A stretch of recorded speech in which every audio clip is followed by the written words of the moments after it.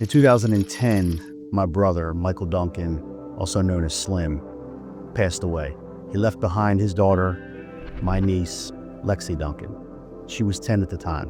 My family and I created a foundation called Slim's Chance Foundation. The gist of it was to be able to help families that lose a parent for no particular cause. My niece was fortunate in that she was in a family that we would be able to step up and provide the needs that she would need, both financially and anything else. And so we knew that that wasn't the case for all families, and we thought it'd be a great idea in his memory to create a foundation that we could help give back to our community, to those families that needed the help. So we created Slim's Chance Foundation. A few short years after, in 2016, my son, Jay Duncan, was 9 or 10 years old, was asked to play for a travel baseball team in the area. So he played, and while he enjoyed playing with his teammates, the experience with the coach at the time wasn't the greatest. He meant well, and he had a lot of baseball knowledge, but being able to coach kids in a manner that are 10 years old was probably a little bit lacking from what I had hoped. So I had a bunch of families that would ask me, I did coach in the Little League, if I would start a travel baseball team. So we started with one team. One team turned to two teams. Two teams turned to four teams, all within about 4 months. Since 2016, we have sat between 16 to 20 teams, depending on the year. Ideally, we like to be closer to the 16, 17 range. One time we got as high as 20. We currently sit at 18. The travel baseball teams are ages 9 through 16U, and then we have 2 showcase teams. The showcase teams is where I put the vast majority of my time, helping athletes become the best version they can of themselves and helping them land college offers so that they can potentially play in college.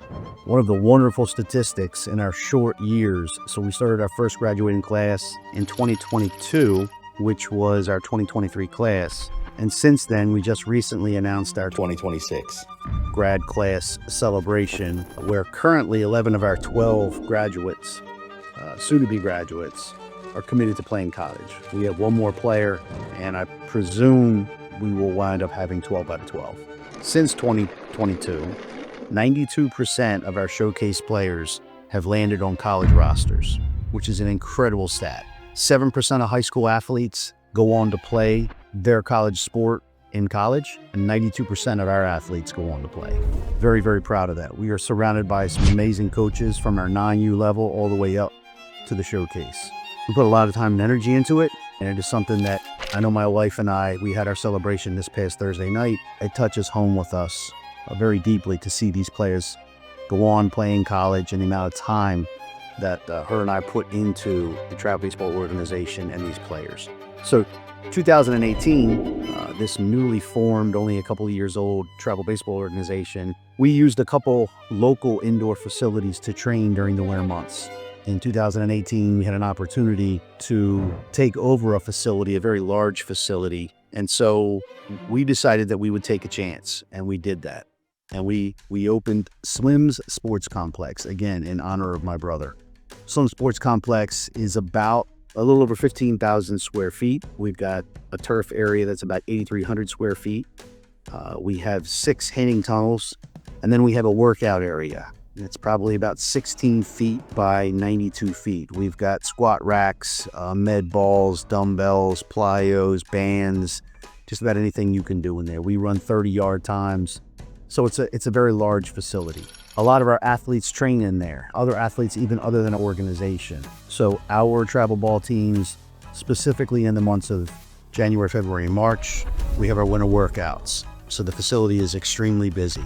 But having access to our own facility has been a tremendous resource where we can have control of the location, schedule all the things that we want to get scheduled, and train the athletes the way that we believe they should be trained. And really the focus on that training is development. In 2020, we had been using some local outdoor facilities where our teams would practice. And one of them was a complex called Kodiak Park in Bear, Delaware.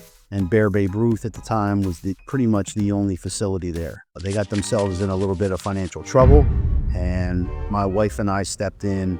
We bought the complex, We gave Bear Babe Ruth free use of the facility so that they didn't have to worry about the financial constraints of the upkeep and everything that went into paying for, managing, and maintaining the complex. They could just run their league. And the stipulation when we purchased it was we would be able to run some tournaments so we could cover the cost. So it also gave our teams continued use of a place that most of them practiced anyway. And then we started running tournaments, which we then named stats tournaments. We specifically did not want the tie to the Bulldogs because it really wasn't just for the Bulldogs. It was a place that our Bulldogs teams will register and go play, but this was more designed for the community. We wanted to have a place that all the travel baseball teams in the area, 3 or 4 hours away, could come and play. Very conveniently located off of Route 1. Within about 9 minutes, you can be on I-95 and head north or head south to wherever you wanted to go. When we purchased it, it had 5 fields. We have since added 3 new fields. We've put lights on 2 of the fields. We've added concessions. My wife and I have continued to invest a lot of money into the property to try to make it the best that we can make it. And again, we will continue to do so with the hope that it will be something the community continues to be proud of, and a lot of kids can come play baseball there and enjoy the tournament complex.